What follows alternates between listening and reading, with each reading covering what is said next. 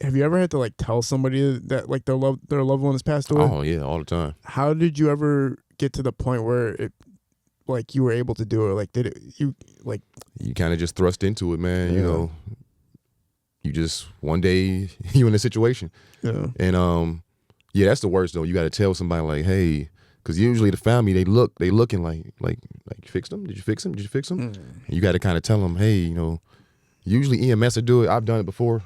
Yeah. But usually, once EMS, we have some of the best EMS like in the country here. So Really? EMS would take them over to the side and say, "Hey, can I talk to you for a second?" And they explain to them. And the worst part is like the initial when it starts settling in and family all start screaming and it get dangerous sometimes. Doing it. You supposed to be happy you sitting there with Kid L. Why you mad? The Kiddo Podcast. Rocking and rolling. The first firefighter to be on the podcast, man. First fireman on the podcast, hey man. Introduce yourself to everybody real quick, man. Well, my name is Donnell J Clayton. Detroit, Michigan, born and raised. I'm in the fire department for 8 years now, and also act, model, just do whatever I can, stay busy. That's cool, man. You're from Detroit? Yep, born and raised. Talk about growing up in Detroit. No place in the world like Detroit. You know, it teach you a certain type of resilience. You know, I mean, wherever you go, if you say you're from Detroit, you get some kind of love. So, did you know when you were growing up you were going to be involved in the life that you have now? Did you have different visions, or did you know you're going to be a firefighter? I thought I was going to the NBA like everybody else growing up in the inner city think, you know. But once you actually get a realistic outlook on life and you start actually trying your hand at different things, you kind of land in different positions. So yeah. What was the first moment of like independence for you as far as like, okay, I had these expectations of what my life was going to be versus it starting? I was taking L's, like high school. No, I'm just saying, high school, college. You know, you think you about to go do this, and it's like, nope. So doors kept closing, and then the last door open led me right here. What was the L's that you were taking? What was the L's that you were taking? Got cut from the basketball team at one point. Like, ball was life. Transferred to from CMA. Shout out to CMA. I went there 3 years of high school, and my last year I went to North Farmington, and I was on the team for a minute, but they ran their team like the Sacramento Spurs. I mean, it was like you can't just come to that program and know what you're doing. They like start from 8th grade teaching them what to do. So I couldn't just jump to the program, and the coach let me go. And I'm like, man, this is my senior year. I'm trying to get college paid for. Man. Yeah, so I had to kind of recalibrate and just do something different. What was the first moment of recalibration? What did you do? What was your next step? I want to say I just went down to Clark Atlanta University, and I went there for 3 years, and I just started exploring, like partying in the city, met some of my best friends, and at one point I just kept changing majors. I didn't know I would be influenced by movies. I watched Boomerang, and I'm like, you know what? Yeah, I want to be in the marketing now. Then I watched Bad Boys. Like, you know what? I think I want to be a cop. But I just kept changing careers based off like what movies I was watching. I said maybe I want to act or something. I don't know. Yeah, my cousins both became cops because of the movie SWAT, which is crazy. See? And one of them became a firefighter too, which is kind of crazy. But yeah, the movie SWAT literally influenced them to become cops, which is kind of wild, right? Yeah. Like how much of a movie can impact you to change your career, right? Like you'd be surprised, man. Yeah. Like, it's all around us, man, in the media. So when you decide to find was that it? Like those two options that you found, like, or did you keep switching majors? Like, what happened? I kept switching, then I ran out of money for school. So I came back here. I come from a family of carpenters and cement finishers and stuff like that. So I just came back and started working with my dad and my uncles and cousins and stuff. And I don't know how, like, ironically, in college, I thought about acting. I didn't do it. I ended up doing an improv class at OCC, and it was fun. But everybody I was around, like, they were acting for the most part and doing, like, theater type stuff. And a lot of them on shows right now, All American, and a lot of these shows you watch, it's people I went to college with. That's cool. Yeah, so it's kind of sweet, but back then I was like, nah. He's like, you should do it. I said, nah, I'm cool. I don't want to do it. Right. And then I got back here and started doing fashion shows, just staying busy when I wasn't doing construction. And I looked up and I was kind of in the loop, modeling for Peli Peli on a regular basis. And it's just the more you do, it's networking. What year was it? What year is it that you're modeling and kind of just touching back with Detroit? Okay, so I say this. I went to college in 2010. So from 2010 to like 2013, 14, I was in Atlanta. I got back here in 2014, 15, and that's when I started kind of modeling and did my first fashion show, and stuff just kind of took off from there. People kept calling me. Right. So obviously, if you're modeling, that means the women are lured towards you. Like they're highly interested in you, right? And all that type of stuff. Did you get to live that lifestyle for a little bit? Did you get to live like that free fucking bachelor, like I'm out here life? I did whatever I wanted. Like as far as like I never believed in lying to people and cheating and all that stuff. So I would just do what I felt like doing and tell everybody, hey, I'm not in it for this type of, I don't want a relationship. So when I actually was able to get serious, then I didn't leave any stone unturned. I have to wonder about nothing because I'm with a person for a specific reason. I'm straight. Yeah, dope, man. So what's your first big role as far as entertainment's concerned? I have to say my first big thing is when like Transformers came here and stuff. And just an extra role, but they did Transformers first. I didn't get a role in that, but I was in their database for extras. So then we still had the movie incentive here. I was in Batman versus Superman, like in the back. I was one of the prison guys, like an inmate. I don't know if you know who C.T. Fletcher is. Huge fitness guy. I didn't know him back then, who he was, but I kind of looked him up after. I'm like, man, this dude is pretty dope. So I got to be in the role with him and like some other NFL players. And I'm just kind of in the back doing dips. That's cool. Yeah. I mean, I know it's me, but most people, that was a big deal to me. I'm like, man, well, that's a dope. humongous Hollywood set, right? Oh yeah. What was it like being on set of a Hollywood film? It was just fun, man. It's just kind of fast paced, running and gunning, and you kind of just hurry up and waiting and like just kind of standing around and Do Hollywood sets feel kind of like you're intruding or like you can't make a mistake, or is it like relaxed and kind of like you're all right, don't worry? I think it depends on who you are. Yeah. I was just an extra, so I didn't get treated bad or anything, but it's kind of like, all right, y'all over there, y'all do your dips. Most people I've come encounter with, they're pretty professional, and unless it's like a time crunch, that's when people can get kind of stern. But generally, they appreciate everybody involved. So, snacks everywhere, and everybody kind of like, all right, quiet on set. You just got to be teachable and listen. Chill. Yeah, it's pretty chill. So you're modeling, and then did becoming a firefighter came first, or did getting involved in that angle come first? My mom worked for the city of Detroit Human Resources for years, so I kind of was no money for school. Construction's like a seasonal thing here. Once snow hit, you kind of hard pressed to find some work. So I got tired of being like broke in the wintertime. So my mom was like, "Hey, the fire department's hiring." I said, "Is it?" Filled the application up. And next thing I know, I was in the academy. Yeah, I'm like, man, it was that fast. You're an interesting dude, man. This is interesting. So you were just like, fuck it, I'm gonna become a firefighter. I want to say like it was around this time, maybe late October. I filled it out. I'm like, we'll see what happens. Yeah. And then I looked up and they sent me the letter and I did the oral interview and everything was cool. And they're like, all right, you start January 9th. Wow. I said, oh, okay. This is not volunteer firefighting. This is like full fledged. Oh, it's Detroit. Detroit Oh. is one of like inner city firefighting is different. Okay. Yeah, Detroit, New York, Philly, places like that. Chicago. It's like a different type of firefighting for real. So you're a Detroit firefighter. Yep. So this is like, is there more scenarios where people would need firefighters in Detroit versus other cities like Troy or Madison Heights or Sterling Heights or anything like that? It's a need for it everywhere because people don't realize we actually do medical stuff too. So Okay. CPR, deliver babies if we have to, car accidents, anything bad that you call 911 for, usually a fireman's going to show up first. Wow. Yeah, so any medical stuff, and we kind of just help EMS out. We kind of a buffer for them, so we can stop you from bleeding out. Not EMS here, and they transport you and stuff. Wow, man. What other things that are people not aware that firefighters handle that we're not really, we don't really know about? It's really suppression. I mean, so we're preserving life and property. First and foremost, life, and then secondly, property. So a lot of people didn't realize we go in. Are you go inside the fire? I said, oh yeah, I've been burned a few times. I mean, yeah, you go in. What was your first experience like being an official firefighter? Oh man, like my first like fire. Yeah, I guess we could go there. Oh man, so Can you bring that microphone a little bit closer to you? closer. Yeah, just drag it in. Yep. There you Yeah, so basically, I was getting my firehouse tour. I just got assigned engine 57, and they showing me the ropes. All right, do this and this and this, and the alarm go off. I'm like, oh man, a fire. And next thing I know, we over in the Brightmoor area. Those those small brick houses over there. Yes. Oh man, that's my first fire. It's like an oven. So he said, hey, stick with me, kid. I'm like, all right. I go in, and I'm just kind of like, oh man, I'm just whipping it around. And I looked, and it was out. I said, okay. But it take you a little time to get comfortable doing it. Your first couple of years is a little shaky. You're trying to because it's not normal. So was training taxing, like to actually get to the point where you can go out for the first time?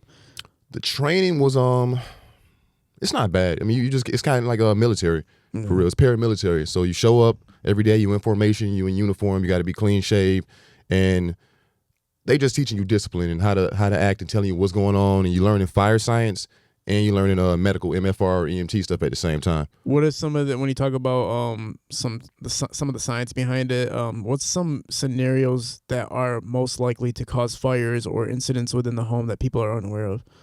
In the city of Detroit, it's usually so we got a huge homeless population here. I think it's getting better, but a lot of these houses is boarded up. You assume no one's in there. Somebody's like tucked up in the attic or something like that, and they might try to warm themselves any way they can. So, I mean, you got a little bonfire going inside this living room in this abandoned house, and you fall asleep, and you wake up and the house is on fire. Goodness. That illegal hookups. I mean, if you ever, I know you've been to the back of the house where DTE hookup is. People will take forks, whatever can conduct electricity, and make a little triangle to, like Iron Man chest. It's like one of those.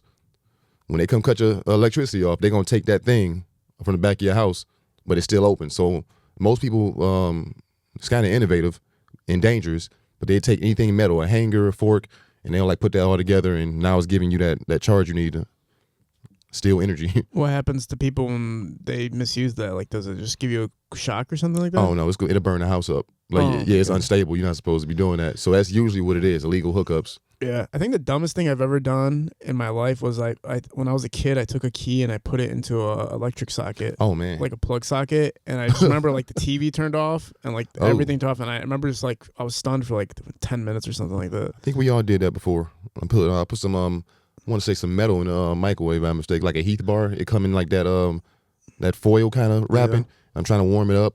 It just started sparking. I'm like, oh man. As far as your journey as a firefighter, talk about the community of firefighters involved, and are they all from Detroit, or are there people from other cities that come to work in Detroit? Like, how does it work? Yeah, it's people that come from all over the world to like just ride along with us. Oh, wow. It's people from Germany that come over all the time just to like ride some nights and just see how we fight fire and stuff. But generally, people either from Metro Detroit or like the surrounding suburbs. My house, a lot of people are from the city. I'm on Engine 55 on Joy Road, right across from the Murder Mac. Is it comfortable for firefighters? That you guys treated with praise and respect? Is it like really like, you know, we talked about before the podcast started, like the F the police kind of mentality that a lot of people have across the nation, but that can't be happening towards firefighters, right? No, I mean, I say fire department and police in Detroit is different. You know, I mean, I know a lot of police officers too. I mean, shout out to DPD, they do a good job, like policing, because you're not gonna run in the same kind of things you run with, where it's going viral and people being mistreated. Now, I'm not saying they all perfect, but the officers I know, they do a good job to like be fair and stuff. From what I see, very cool. Oh yeah. So as far as your heroic moments, I know I should I wish I knew these myself, but do you have any moments where you were praised as a hero for some of the saves you've made? You just forget about it. It go like right now. Say we in the firehouse right now. This is what we do. We just sit, chill, watching TV, and then an alarm go off. You go take care of whoever it was, and you come right back to what we was doing. So you do that for 8 years. You kind of forget. Like, it would take me sitting with somebody I haven't worked with in 3 years, and they're like, hey, remember that one time you did this? I'm like, oh, yeah, I do. But if you never brought it up, I wouldn't even. Also, the governor or mayor or anything like that, they never like give you guys like medals or anything? Oh, they do. They got a award show called Above and Beyond. Mm-hmm. But some of the stuff you kind of got to, your boss put you in for it or write it up. Like, that was a good job. Let me write this up. And most of us, I mean, like the guys that came before me, everybody's so dope, like as far as firefighting go. We don't really pay attention to the accolades for real because we're not doing it for that anyway. So, what was the craziest rescue that you've had to encounter? It might be maybe a high-rise fire. I think it was a high-rise fire downtown because I don't run downtown. And it's funny, depending on what area you're in, it's going to be different styles of how you got to go about things. I kind of got one-story houses all in where I'm at for real. But if you're going downtown, it's like that's the first line of defense to get something crazy, like some 9/11 type stuff. You in those high buildings. So the crew I was with, we like ran up 7 flights of stairs, put the fire out, and got a guy out of a hotel room. Jesus. Yeah, we had to like kind of search and rescue and find him and stuff. Have you ever felt like your life was on the line? Oh yeah, you all. Now, if any fireman tell you they not nervous or scared, I mean they done lost their mind now. Because you always, it's like it feel like sports. It's like that weird butterflies and like the adrenaline kind of going, and you know you get more comfortable over the years, but you never just 100% comfortable because you don't even know if the floor in front of you is going to give out or not. Oh my God, I can't imagine, man. Was there ever a moment where you felt like this might be it? Like there's no way getting out of here? The scariest thing is being caught like in basements or something like that. It's weird. And like a room this small will feel like a warehouse if you can, because you can't see. You go into the fire, it's usually just smoked out. So you close your eyes and you kind of do a right-hand search. You just following the right side of the wall. But if you get in one of those hoarder houses and you get turned around a few times, like, oh, wait a minute, hold on. And then, you only got 4,500, inside your tank. So it's going to run out eventually. If you in there too long and your bell start going off, it kind of reminds you of Sonic the Hedgehog when he was under the ground, underwater. Yeah. And it started, you like, oh, I need air, and I'm kind of deep down here, and I don't know where the door is right now. Yeah. Or when we always see videos of the public responding to situations with firefighters or with the police and everything like that, the bystanders, people just watching. Mm-hmm. What's some things that people do that you wish they wouldn't do as far as being in a scene or around a scene of a crime or a scene of a need of assistance scene? I would say humanity is kind of taking a dive in the sense where everybody want to record stuff. Mm-hmm. I mean, it's been times they're dying or they're dead, and people got their phones out like, oh, or it's a car accident. You're trying to get people out the car and stuff, and then the traffic, instead of just going about their business, they want to look and record while they're driving, and that's another accident. So I wish people were just mindful that this is somebody's mom or dad or sister, or it's the worst. It might be their last moments. Yeah, I mean, I don't know how we got to the point where we record people's last moments. Yeah, and just to post it somewhere. Yeah, it's like a spectacle somehow, and it's like actually like somebody's last seconds alive and everything like that. Yeah, it's crazy. I remember somebody filmed some lady that I knew after a car accident. She was passed away, and I was like, why? Like, why are nobody should be having to see this right now? Yeah, you shouldn't be in your phone, man. Yeah, like literally. So talk about the continuity of your journey, because you get involved in entertainment too at a certain point, right? Yes. So how does that evolve? Like, firefighting is going well, like, it's putting money on the table, everything is going good with that. How does acting and celebrityness come into the play? Well, see, I actually acting doing commercials before the fire department, but it was like a gig type thing. So like, hey, are you free for this fashion show? Yeah. Hey, it's a commercial shoot. Okay. And then the more you do, the more people kind of recognize you and use you again. And I've been with like the I group. It used to be here. It used to be a group called the I group, and they would send you like on castings and stuff. So I kind of balance both at the same time. Cool, man. And what's your first lead role or acting role when you get into entertainment? Let me see. My first lead role was a web series called Carter and Cody on YouTube. That's when web series were like really popping off here. Stage plays and web series here. People weren't really making movies for real. I'm sure somebody was, but it wasn't like it wasn't a Tubi explosion. Like, it wasn't that yet. Yeah. So, my first role, I was like a lead, and I'm like, man, I'm trying my best to figure this out. But they kind of like, walk with me and show me how to do everything. And yeah. Was it lucrative? Like, were they paying, or like, was it exposed? I paid, but at that point, it really wasn't a, Tubi changed the game for everybody. So now it's actually a standard set on how much people can say they want. Or back then, it was like, you was just happy to be acting, kind of. Yeah. I remember catching the bus all the way down to rehearsals and stuff, and yeah, you was just happy to be there. And then if you got $100, cool. Right. We've had your fiance Sierra Angeli on here, right? And she talked about she's obviously made it to the top as far as Detroit's Tubi world, and she's also been on the main scale too. So, but as far as everybody recognizing her around here, she's like prolific, right? Oh yeah. Talk about you guys, and do you guys talk about working and acting together? Like, how does that work? Yeah, we actually filmed a movie called Captive together. I don't know when it's going to be out, but we just wrapped that maybe a month ago, and that's kind of our first time working together. It's funny, like, really? Yeah, we do like videos and put them on Instagram and just being fun. But yeah, we really don't really focus on that like together 100%. So now we're to the stage we're working together on, like, whether it's films or she's writing all day and she runs something by me, like, what you think about this? I'm like, oh yeah, it's dope. Do you guys actually like rehearse together and stuff like that? Yeah, I help her auditions. She helped me with auditions. That's cool. If I got one, we got the basement set up to where I got like the black screen, whatever, and I could be acting like a woman real quick, like, oh girl, but it's funny, like, if a fly on the wall saw how we actually do it, and some of these roles she's going for, I gotta like be playing. I guess maybe she's working at a bar and I'm like the waitress at the bar, and I just put the voice on, oh girl, what you want to order, and blah, blah, blah, blah. And then we go upstairs and chill and watch TV. That's dope, man. Yeah. Dude, you guys should start like a YouTube couples series or something like that. It'd be interesting. Don't you think like people would be fascinated with you guys, like just watching your life as a relationship? Or are you the type of person that's like, I don't want my like relationship life out there like that? It's funny because me and her talked about it, but I don't mind vaguely posting fun videos and stuff, but my actual life, like I want to save something like just for me and her, and you know. So I don't think either one of us like people being that much like into what we're doing for real. I always tell my girlfriend that every time I don't invite her to like the hip hop, like rap underground scene stuff, I'm like, sometimes that's like kind of workish to me sometimes. Yeah. So I don't want to bring like the work to work. Like I want it to just be its thing, and like, women always want to like be in the forefront of like your life, and if you're an entertainer, sometimes you don't want that because it's like, yo, entertainment's entertainment. My personal life is my personal life, right? Yeah. But she's like a star, bro. Oh man, wherever we go somewhere, it's like, oh, we can get a picture. Get us out. Oh, I got you. Damn, that's crazy. Yeah, airports, all that stuff. So it's to the point now, like, you probably should watch where we go. We can't be anywhere at this point, but that's wild. Oh yeah, I'm proud of her. Talk about your favorite roles that you've been in, and talk about expanding your career with the acting world. I want to say my favorite role was I just did a movie. Shout out to Joel Rising. He produced it for a good friend of mine, and it's a Christmas movie.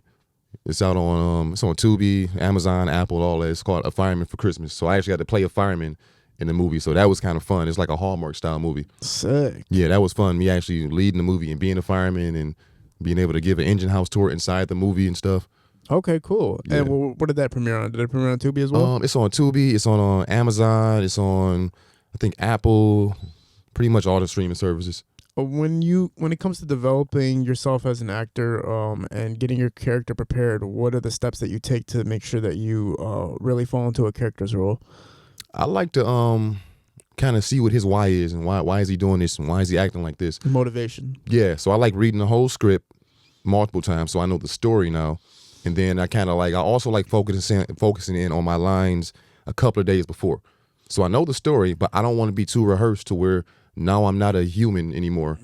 I'm like a robot reciting some lines and don't forget the lines. So how often do you adapt and kind of improv your lines, or do you ever make changes a little bit, or do you just stick to the script? It depends on the writer and what they want. So I ask them first to be respectful, like, hey, like, are you married to this word, or this word comes out my mouth a little better? So some people give you free reign, like, hey, do your thing, as long as it still get us to where we need to go. Very cool. Some people like, no, I wrote this like this for a specific reason, so I need you to say it like that. Right. How often have you worked with Dennis Reed? I worked with Dennis Reed, I want to say one time. What's the name of the movie? Indictment. Oh, cool. You were in Indictment. Yeah, I was right in the beginning. I got killed as soon as it came on. Yeah, man, you do look familiar as hell from that. That's crazy. I was in the beginning. I was tied up to like a punching bag or something. Damn, you're the first person they killed. Yep. Horrible, man. So then after that, after you get yourself established in the Detroit entertainment scene, what's been the easiest parts and most difficult parts about expanding the career and getting it to a larger scale?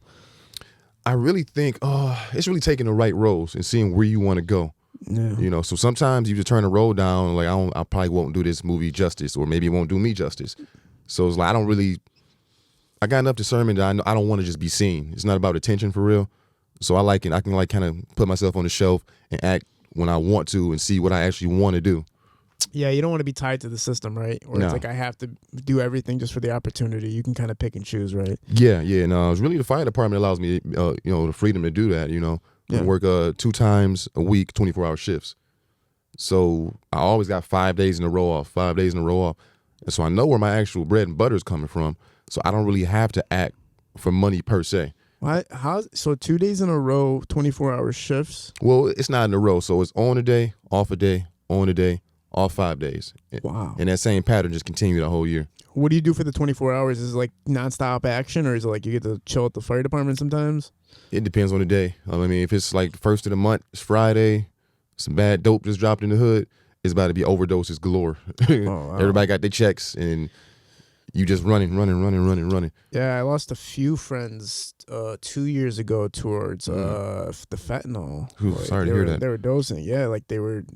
I don't know what was going on with the fentanyl, but basically that's how a few of my friends had passed away. It was insane to see it, but like I can imagine that for a firefighter, you guys are really seeing what's going on when it comes to drugs dropping. Oh yeah, you know when it's dropped because you look up and you're like, man, it's like the 4th overdose today. Yeah, what's going on? Don't they have like checkers now to see if there's like any? They got like testers and stuff. Testers, yeah. Some people not gonna go that far. They just like, I just want to get high. Yeah.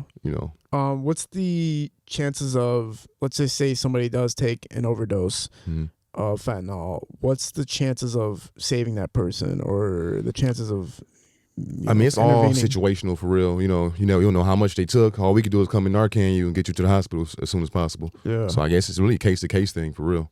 Is there anything you'd ever notice where it's like, okay, this person has a chance more than this person, depending on how fast you got there, or anything like that? Usually, it's how fast they call us because, like, our response time is, like, good. So within 5 minutes, we're going to be right to you.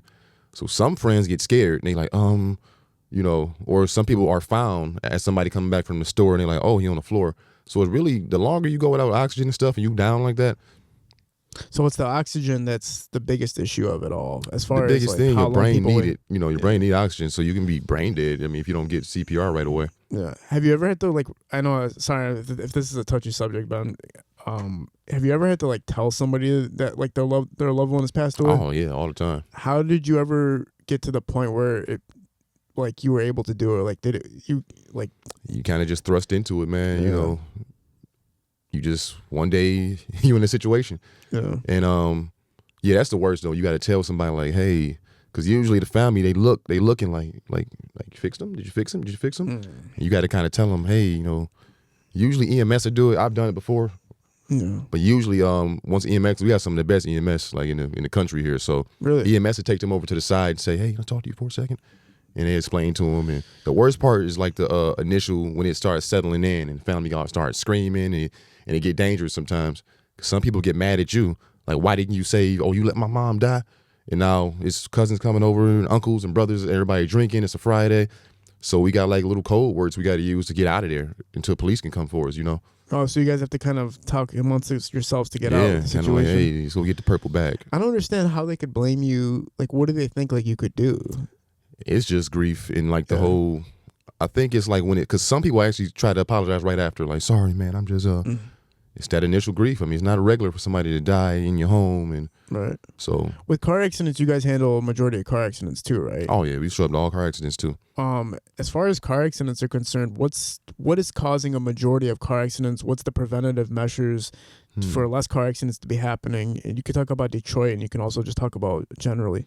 All I know is about Detroit. I know people just don't pay attention. That's kind of what it boiled down to. People aren't paying attention. Most people don't have insurance, it seems like.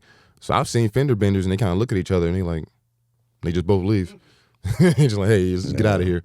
But I think people just not paying attention. I mean, the fire truck sit up so high, when I'm in the back just kind of looking at people in traffic, and they don't realize I'm watching. I've seen people watching Netflix while they driving with their knees. I'm like, come on, man. No, I see people like literally have their phones like this while they're turning, and I'm like, what's happening right now? Like, where have we come in like a civilization where driving is already slightly difficult to some degree, and now we're adding a whole new difficulty by paying attention to two things at once.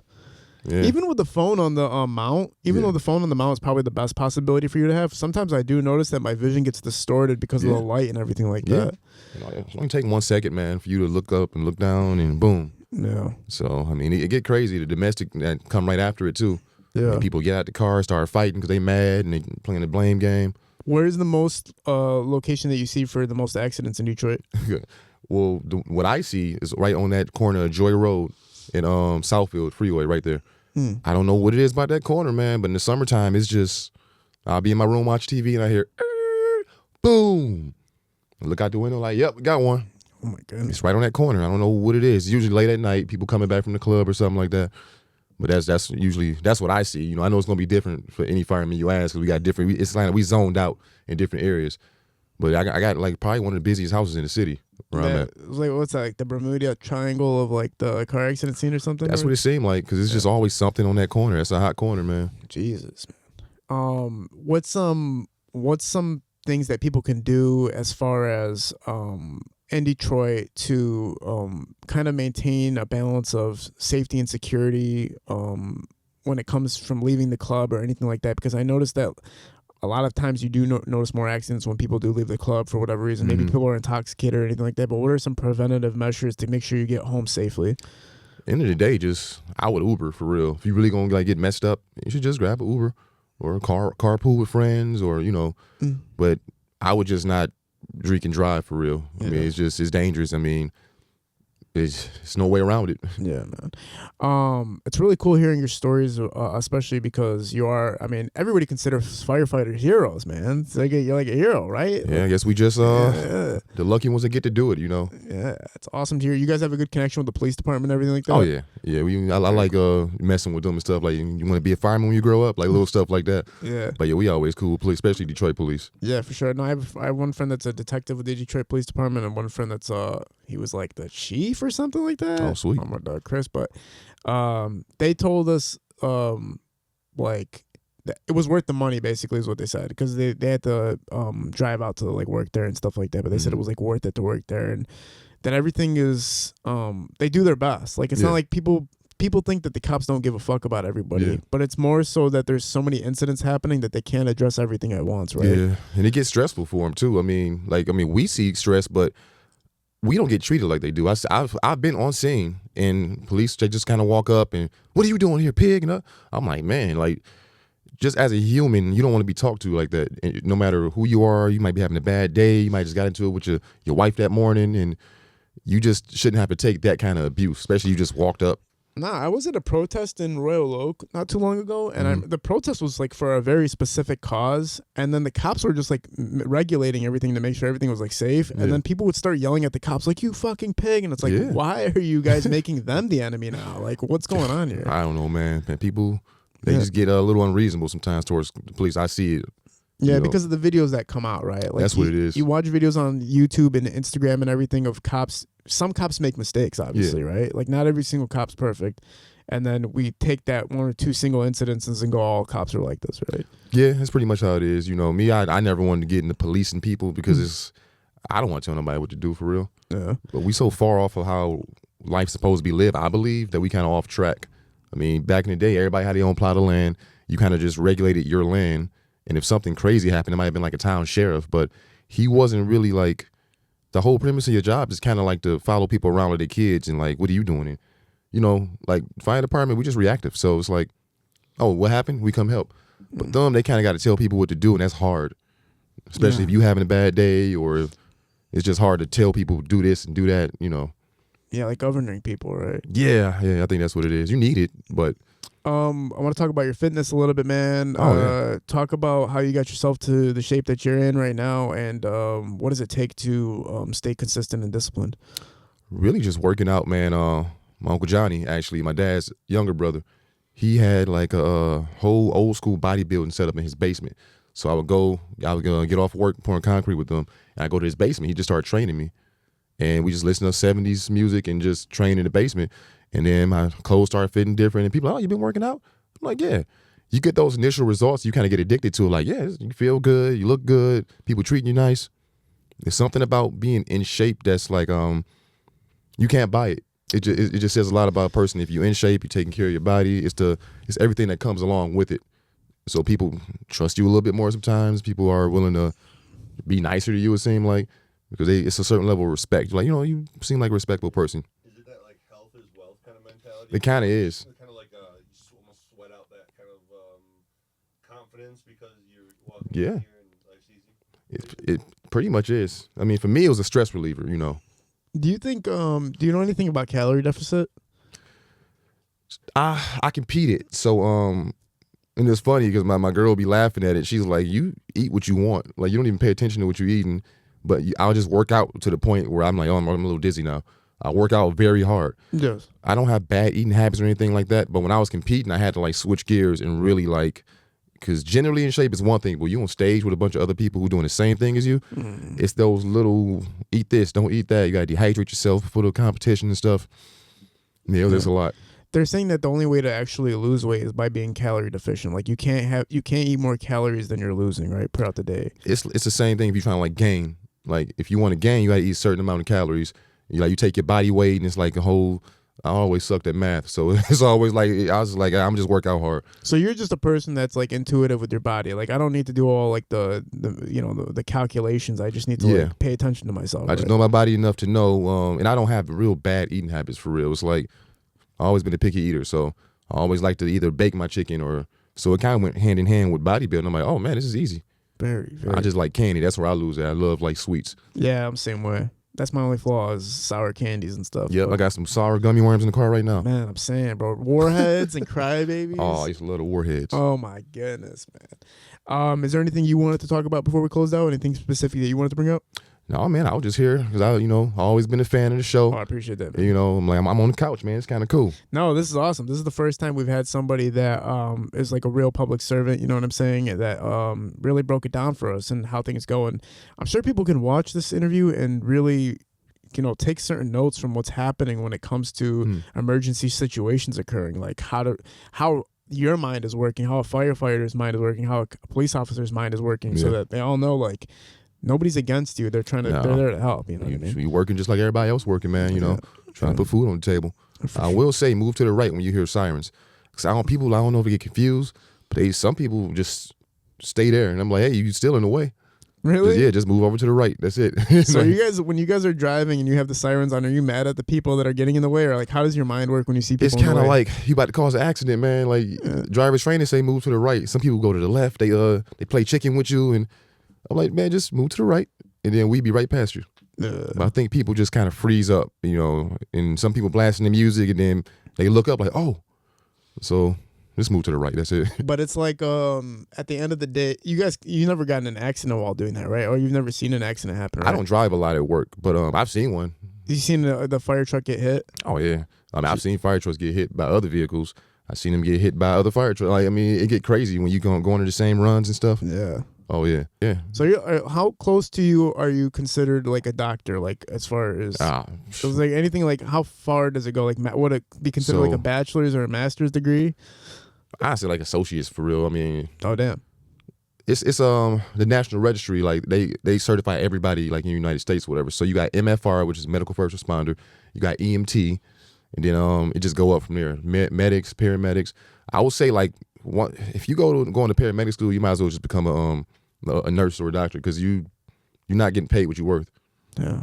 Not here at least. The paramedics they could do everything on scene that the doctors are going to do in the hospital for real. They must like the thrill or something. Just like cruising around. Or maybe that's what it is. But we got a thing now. We're dual roles. So now all firemen also work EMS. Like they kind of just implemented that. I don't do it because I got enough seniority to where it don't really affect me these days. But if you come on the fire department now, you'll do a 12-hour shift on the EMS rig, then 12 hours in the actual firehouse. Yes. One other question too, because this actually happened to me recently. A friend called me and just asked me about carbon detecting, like carbon dioxide. Carbon dioxide, right? Is that still a relevant thing, or are fire alarms picking that up more so now? Yeah, we get those still. Usually in the wintertime when people cutting their furnaces back on. Your CO2, if it's going off, we come straight to the house. We got a little monitor that we use, and it'll kind of just see how much is displaced in the air for real. And once it's like at 24 or something, it's going to start going off. You should get out of the house for real. But so you guys know about it before the house knows about it?